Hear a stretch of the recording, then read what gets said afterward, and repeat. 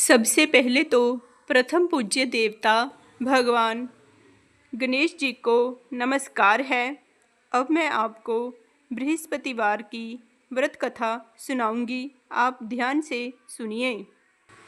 भारतवर्ष में एक प्रतापी और दानी राजा राज्य करता था। वह नित्य गरीबों और ब्राह्मणों की सहायता करता था। यह बात उसकी रानी को अच्छी नहीं लगती थी। वह ना ही गरीबों को दान देती, ना ही भगवान का पूजन करती थी और राजा को भी दान देने से मना किया करती थी। एक दिन राजा शिकार खेलने वन को गए हुए थे, तो रानी महल में अकेली थी। उसी समय बृहस्पति देव साधु वेश में राजा के महल में भिक्षा मांगने के लिए गए और भिक्षा मांगी। रानी ने भिक्षा देने से इनकार कर दिया और कहा, हे साधु महाराज, मैं तो दान पुण्य से तंग आ गई हूँ। मेरे पति सारा दिन धन लुटाते रहते हैं। मेरी इच्छा है कि हमारा सारा धन नष्ट हो जाए, फिर ना रहेगा बांस, ना बजेगी बांसुरी।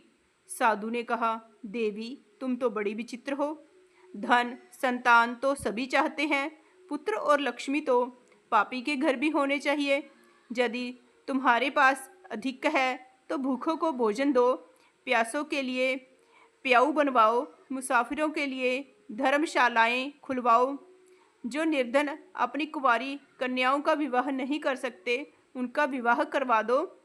ऐसे और भी कई काम हैं जिनके करने से तुम्हारा यश लोक परलोक में फैलेगा।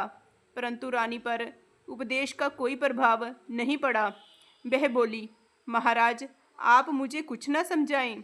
मैं ऐसा धन नहीं चाहती जो हर जगह बांटती फिरूं।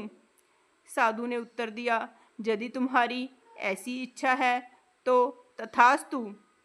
तुम ऐसा करना कि बृहस्पतिवार को घर लीपकर पीली मिट्टी से अपना सिर धोकर स्नान करना, भट्टी चढ़ाकर कपड़े धोना। ऐसा करने से तुम्हारा सारा धन नष्ट हो जाएगा। इतना कहकर वे साधु महाराज वहाँ से अलोप हो गए। साधु के अनुसार कई बातों को पूरा करके रानी को केवल 3 बृहस्पतिवार ही बीते थे कि उसकी समस्त धन संपत्ति नष्ट हो गई। भोजन के लिए राजा का परिवार तरसने लगा। तब एक दिन राजा रानी से बोला कि हे रानी, तुम यहीं रहो, मैं दूसरे देश को जाता हूँ, क्योंकि जहाँ पर सभी लोग मुझे जानते हैं, इसलिए मैं कोई छोटा कार्य नहीं कर सकता। ऐसा कहकर राजा परदेश चला गया। वहाँ वह जंगल से लकड़ी काट कर लाता और शहर में बेचता। इस तरह वह अपना जीवन व्यतीत करने लगा। इधर राजा के परदेश जाते ही रानी और दासी दुखी रहने लगी। एक बार जब रानी और दासी को 7 दिन तक बिना भोजन के रहना पड़ा, तो रानी ने अपनी दासी से कहा, हे दासी, पास ही के नगर में मेरी बहन रहती है। वह बड़ी धनवान है, तू उसके पास जा और कुछ ले आ, ताकि थोड़ी बहुत गुजर बसर हो जाए। दासी रानी की बहन के पास गई। उस दिन गुरुवार था और रानी की बहन उस समय बृहस्पतिवार व्रत की कथा सुन रही थी। दासी ने रानी की बहन से अपनी रानी का संदेश दिया, लेकिन रानी की बड़ी बहन ने कोई भी उत्तर नहीं दिया। जब दासी को रानी की बहन से कोई उत्तर नहीं मिला तो वह बहुत दुखी हुई और उसे क्रोध भी आया। दासी ने वापस आकर रानी को सारी बात बता दी। सुनकर रानी ने अपने भाग्य को कोसा। उधर रानी की बहन ने सोचा कि मेरी बहन की दासी आई थी, परंतु मैं उससे कुछ नहीं बोली, इससे वह बहुत दुखी हुई होगी। कथा सुनकर और पूजन समाप्त करके वह अपनी बहन के घर आई और कहने लगी, हे बहन, मैं बृहस्पतिवार का व्रत कर रही थी। तुम्हारी दासी मेरे घर आई थी। परंतु जब तक कथा होती है तब तक ना तो उठते हैं और ना ही बोलते हैं, इसलिए मैं भी नहीं बोली। कहो दासी, क्यों गई थी? रानी बोली, बहन, तुमसे क्या छिपाऊं? हमारे घर में खाने तक को अनाज नहीं है। ऐसा कहते कहते रानी की आंखें भर आई। उसने दासी समेत पिछले 7 दिनों से भूखे रहने तक की बात अपनी बहन को विस्तार पूर्वक बता दी। रानी की बहन बोली, देखो बहन, भगवान बृहस्पति देव सबकी मनोकामना को पूर्ण करते हैं। देखो, शायद तुम्हारे घर में अनाज रखा हो। पहले तो रानी को विश्वास नहीं हुआ, पर बहन के आग्रह करने पर उसने अपनी दासी को अंदर भेजा तो उसे सचमुच अनाज से भरा एक घड़ा मिल गया। यह देखकर दासी को बड़ी हैरानी हुई। दासी रानी से कहने लगी, हे रानी, जब हमको भोजन नहीं मिलता तो हम व्रत ही तो करते हैं, इसलिए क्यों ना इनसे व्रत और कथा की विधि पूछ ली जाए ताकि हम भी व्रत कर सकें।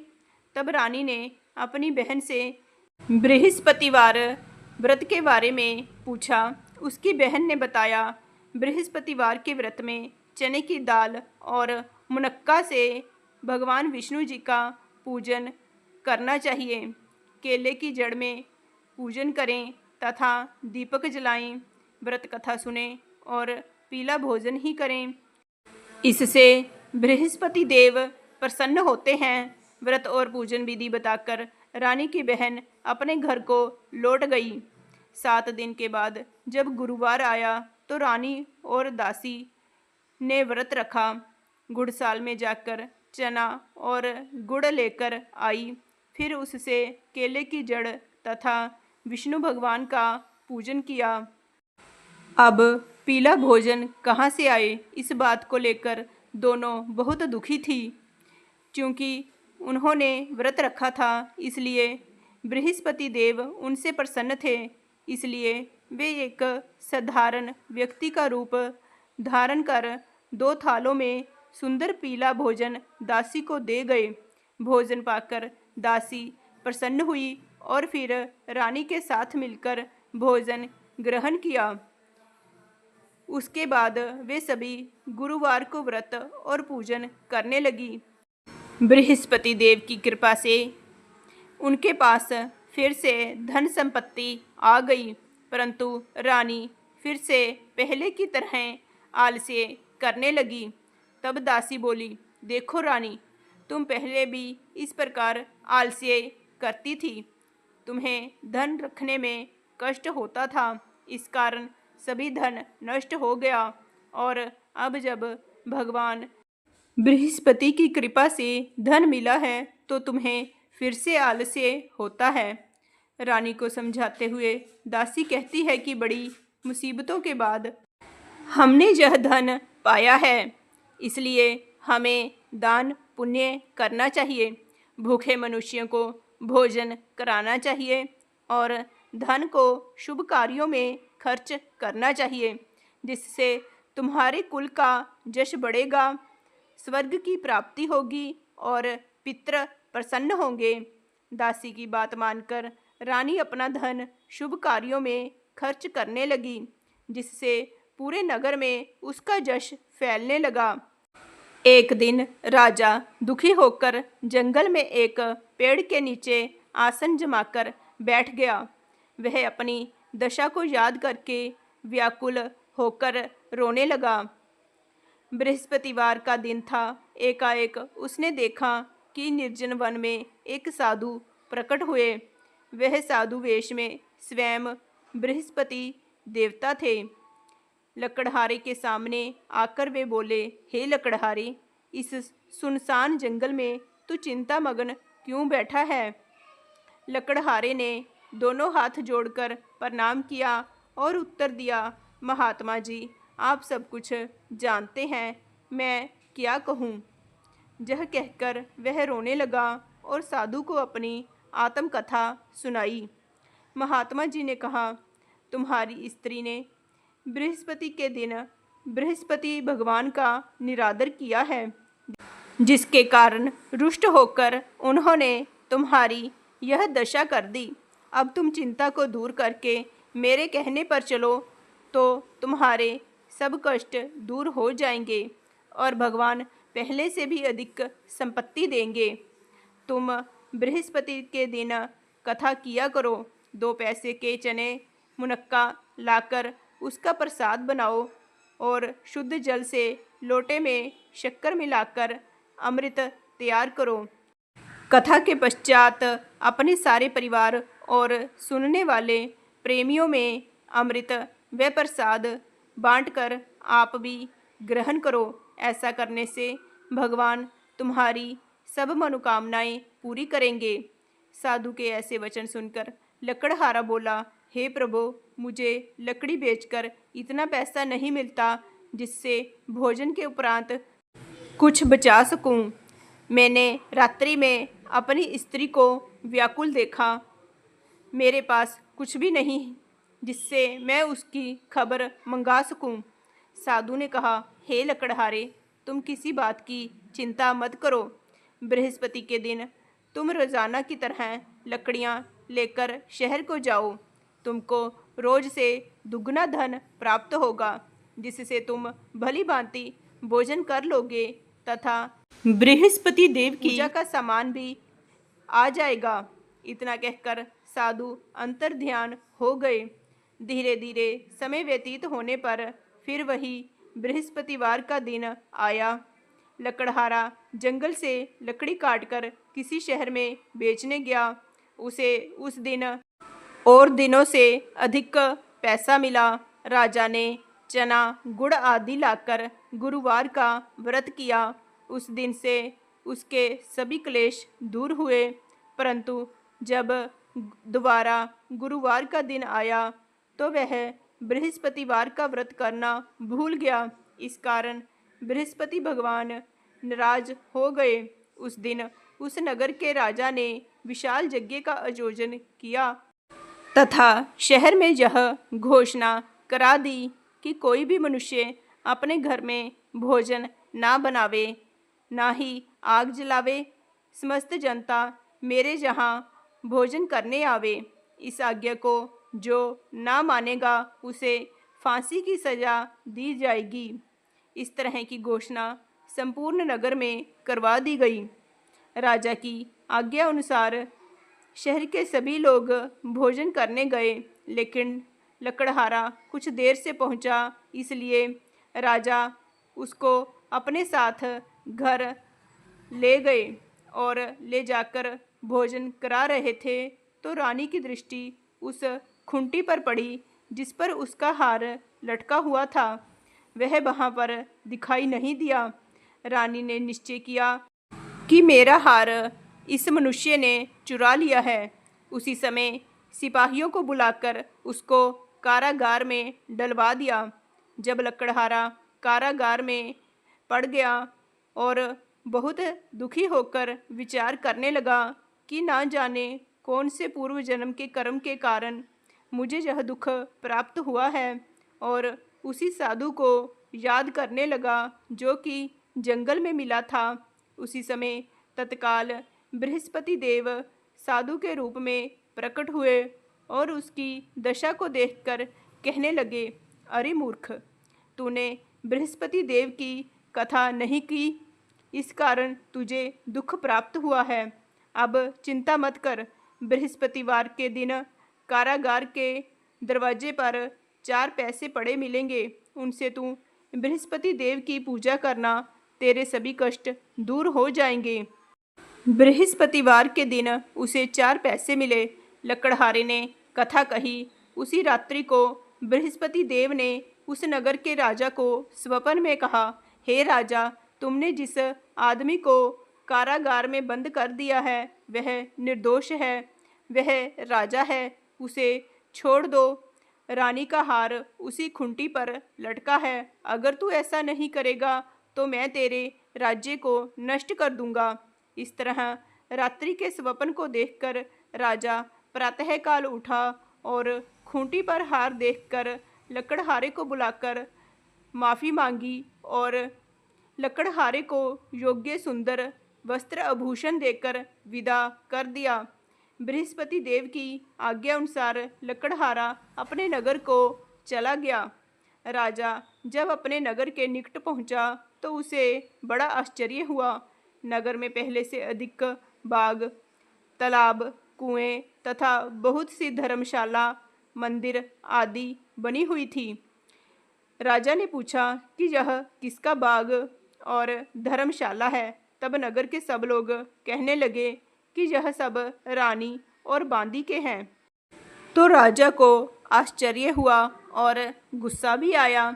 जब रानी ने यह खबर सुनी कि राजा आ रहे हैं तो उन्होंने बांदी से कहा कि हे दासी, देख राजा हमको कितनी बुरी हालत में छोड़ गए थे।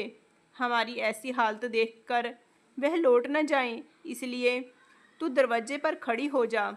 आज्ञा अनुसार दासी दरवाजे पर खड़ी हो गई।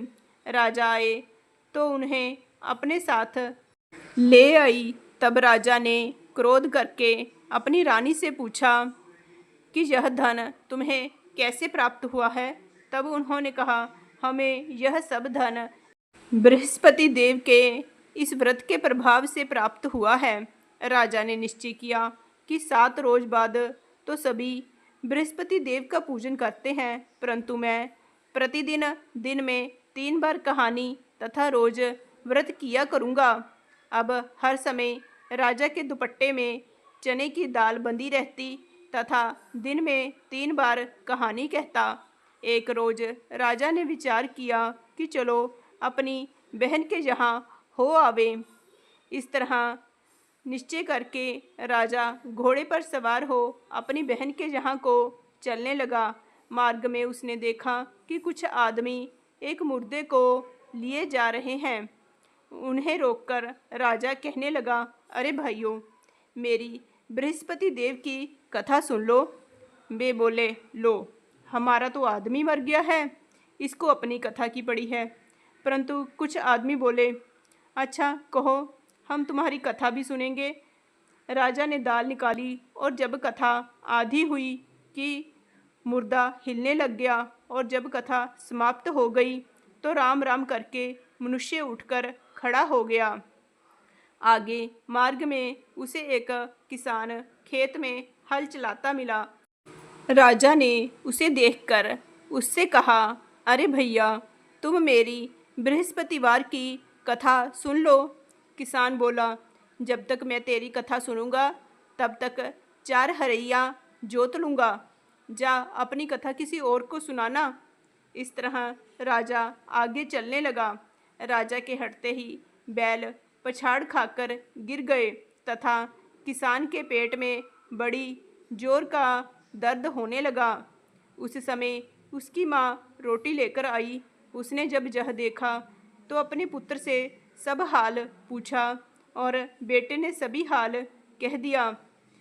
तो बुढ़िया दौड़ी दौड़ी उस घुड़सवार के पास गई और उससे बोली कि मैं तेरी कथा सुनूंगी, तू अपनी कथा मेरे खेत पर चलकर ही कहना। राजा ने बुढ़िया के खेत पर जाकर कथा कही, जिसके सुनते ही वह बैल उठ खड़े हुए तथा किसान के पेट का दर्द भी बंद हो गया। राजा अपनी बहन के घर पहुंचा। बहन ने भाई की खूब मेहमानी की।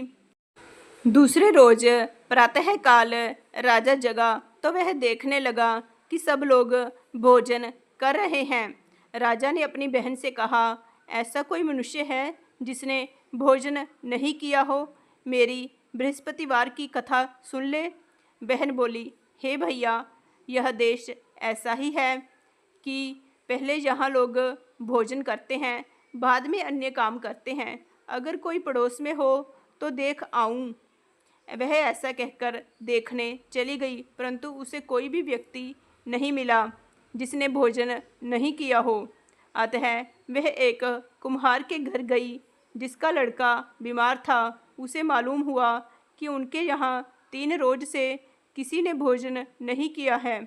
रानी ने अपने भाई की कथा सुनने के लिए कुम्हार से कहा। वह तैयार हो गया। राजा ने जाकर बृहस्पतिवार की कथा कही, जिसको सुनकर उसका लड़का ठीक हो गया अब तो राजा की प्रशंसा होने लगी। एक रोज राजा ने अपनी बहन से कहा कि हे बहन, हम अपने घर को जाएंगे, तुम भी तैयार हो जाओ। राजा की बहन ने अपनी सास से कहा। सास ने कहा, हाँ चली जा, परंतु अपने लड़कों को मत ले जाना, क्योंकि तेरे भाई के कोई औलाद नहीं है। बहन ने अपने भैया से कहा, हे भैया, मैं तो चलूँगी, पर कोई बालक नहीं जाएगा। राजा बोला, जब कोई बालक नहीं चलेगा तब तुम भी वहाँ क्या करोगी? बड़े दुखी मन से राजा अपने नगर को लौट आया। राजा ने अपनी रानी से कहा, हम निर्वंशी हैं, हमारा मुँह देखने का धर्म नहीं है और कुछ भोजन आदि नहीं किया। रानी बोली, हे प्रभु, बृहस्पति देव ने हमें सब कुछ दिया है, वह हमें संतान भी अवश्य देंगे। उसी रात को बृहस्पति देव ने राजा के स्वप्न में कहा, हे राजा, उठ, सभी सोच त्याग दे, तेरी रानी गर्भ से है। राजा को यह बात सुनकर बड़ी खुशी हुई। 9वें महीने में रानी के गर्भ से एक सुंदर पुत्र उत्पन्न हुआ। तब राजा बोला, हे रानी, स्त्री बिना भोजन के रह सकती है, पर बिना कहे नहीं रह सकती। जब मेरी बहन आएगी तुम उससे कुछ मत कहना। रानी ने यह सब सुनकर हाँ कर दी। जब राजा की बहन ने यह शुभ समाचार सुना तो वह बहुत खुश हुई तथा बधाई लेकर अपने भाई के यहाँ आई। तभी रानी ने कहा, घोड़ा चढ़कर तो नहीं आई, गधा चढ़ी आई। राजा की बहन बोली, भाभी, मैं इस प्रकार ना कहती तो तुम्हें औलाद कैसे मिलती? बृहस्पति देव ऐसे ही हैं, जैसी जिसके मन में कामनाएं हैं सभी को पूर्ण करते हैं। जो सद्भावना पूर्वक बृहस्पतिवार का व्रत करता है एवं कथा पढ़ता है अथवा सुनता है, दूसरों को सुनाता है, बृहस्पति देव उसकी सभी मनोकामनाएं पूर्ण करते हैं। अब मैं आपको देवगुरु बृहस्पति जी की वह कथा सुनाऊंगी। ऐसा कहा जाता है कि इस कथा को सुनने से सभी पाप नष्ट होते हैं और मनुष्य की सभी मनोकामनाएं पूर्ण होती हैं। अब आप इस कथा को ध्यान से सुनिए। एक बार देवराज इंद्र स्वर्ग में अपने सिंहासन पर बैठे थे। सभी देवता, ऋषि, गंधर्व, किन्नर आदि भी उस सभा में उपस्थित थे। तभी देवगुरु बृहस्पति जी वहाँ पर आ गए तो उनके सम्मान में सभी खड़े हो गए। किंतु उस दिन देवराज इंद्र अहंकारवश ना तो खड़े हुए और जैसे वो पहले उनका आदर करते थे वैसे उनका आदर भी नहीं किया। देवगुरु बृहस्पति जी ने इसे अपना अनादर समझा और वहाँ से चले गए। तब देवराज इंद्र को अपने किए पर बहुत दुख हुआ। उन्हें लगा उन्होंने देवगुरु का अनादर कर दिया है और देवगुरु उनसे रुष्ट हो गए हैं। उन्हें अपनी भूल का एहसास हो गया था। देवराज ने सोचा कि देवगुरु के आशीर्वाद से ही उन्हें स्वर्ग का वैभव मिला है, वो अपने क्रोध से सब कुछ नष्ट भी कर सकते हैं। इसलिए उनसे क्षमा मांगने का विचार कर देवराज इंद्र उनके पास गए। देवगुरु बृहस्पति जी ने अपने जोगबल से जान लिया कि देवराज इंद्र उनसे क्षमा मांगने के लिए वहां आ रहे हैं, किंतु क्रोधवश उनसे भेंट ना करने की इच्छा से देवगुरु वहां से अंतर्ध्यान हो गए। तब देवराज इंद्र को देवगुरु बृहस्पति जी वहां नहीं मिले तो वे निराश होकर वापस लौट आए। यह समाचार जब दैत्यों के राजा वृषवर्मा ने सुना तो उसने दैत्य गुरु शुक्राचार्य से भेंट की और उनकी आज्ञा से इंद्रलोक पर आक्रमण कर दिया। देवगुरु की कृपा प्राप्त न होने के कारण देवता दैत्यों से हारने लगे। तब देवताओं ने ब्रह्मा जी को सारा वृत्तांत सुनाया और उनसे सहायता मांगी कि वो उन्हें दैत्यों से बचाएं। तब ब्रह्मा जी ने उनसे कहा कि तुमसे बड़ा अपराध हुआ है जो तुमने देवगुरु को क्रोधित कर दिया। अब अगर तुम अपना कल्याण चाहते हो तो त्वष्टा ब्राह्मण का पुत्र विश्वरूपा जो बड़ा तपस्वी और ज्ञानी है उसे अपना पुरोहित बना लो, तभी तुम्हारा कल्याण हो सकता है। ब्रह्मा जी के वचन सुनते ही देवराज इंद्र त्वष्टा के पास पहुंच गए और बड़े ही विनम्र भाव से त्वष्टा से निवेदन किया कि आप हमारे पुरोहित बनकर हमारा कल्याण करें। देवराज का निवेदन सुनकर त्वष्टा जी ने कहा कि पुरोहित बनने से तपोबल घट जाता है, परंतु आप इतनी विनती कर रहे हो तो मेरा पुत्र विश्वरूपा आपका पुरोहित बनकर आपकी रक्षा करेगा। पिता की आज्ञा से विश्वरूपा ने देवताओं का पुरोहित बनकर अपने पूर्ण प्रयत्न किए। प्रभु कृपा से देवराज इंद्र ने वृषवर्मा को युद्ध में परास्त करके सिंहासन को पुनः प्राप्त कर लिया। त्वष्टा के पुत्र विश्वरूपा के 3 मुख थे। एक मुँह से वह सोमपल्ली लता का रस पीते, दूसरे मुँह से मदिरा और तीसरे मुँह से अन्न आदि का भोजन करते थे। देवराज इंद्र ने कुछ दिनों उपरांत विश्वरूपा जी से कहा कि मैं आपकी सहायता से यज्ञ करना चाहता हूँ। विश्वरूपा ने आज्ञा अनुसार यज्ञ आरंभ कर दिया। तब विश्वरूपा जी से एक दैत्य ने कहा कि तुम्हारी माता दैत्य की कन्या है, इसलिए हमारे कल्याण के निमित्त इस यज्ञ में आप एक आहुति दैत्यों के नाम पर भी दे दिया करेंगे तो आपकी कृपा होगी।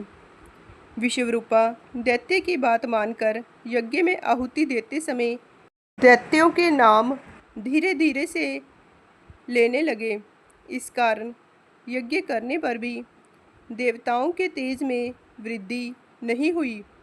देवराज इंद्र को जब सारा वृत्तांत पता चला तो उन्होंने क्रोध में आकर विश्वरूपा जी के 3 सिर काट डाले।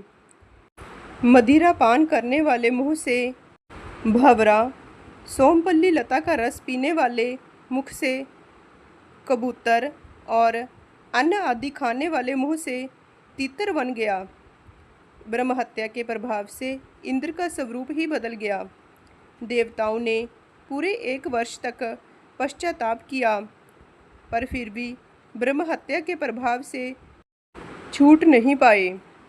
तब सभी देवताओं ने ब्रह्मा जी से प्रार्थना की कि वह देवगुरु बृहस्पति जी को साथ लेकर उनकी सहायता करें। तब ब्रह्म हत्या के पाप के 4 भाग किए गए, उनमें से 1 भाग पृथ्वी को दिया। इसी कारण धरती कहीं ऊंची, कहीं नीची और कहीं बंजर होती है। ब्रह्मा जी ने पृथ्वी को यह वरदान भी दिया कि धरती में जहाँ गड्ढा होगा वो समय आने पर स्वतः ही भर जाएगा। दूसरा भाग वृक्षों को दिया गया, जिस कारण उनमें से गोंद बहता है और गूगल के अतिरिक्त सब गोंद अशुद्ध माने जाते हैं।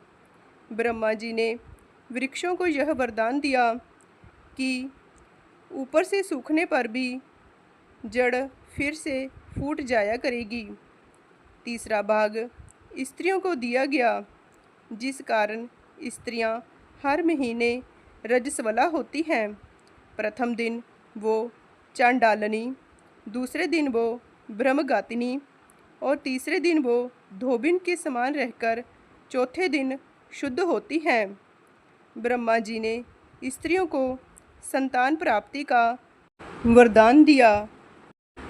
चौथा भाग जल को दिया, जिस कारण जल के ऊपर फेन और शिवाल आदि आ जाते हैं। ब्रह्मा जी ने जल को यह वरदान दिया कि उसे जिस चीज़ में डाला जाएगा उसका भार बढ़ जाएगा। देवराज इंद्र को इस प्रकार से ब्रह्म हत्या के पाप से मुक्ति मिली। जो भी मनुष्य इस कथा को पढ़ता, सुनता या सुनाता है, उसके सभी पाप देवगुरु बृहस्पति जी की कृपा से नष्ट हो जाते हैं और उसकी सभी मनोकामनाएं पूर्ण होती हैं। बोलिए देवगुरु बृहस्पति जी की जय। कृष्ण भगवान की जय। जय श्री कृष्ण।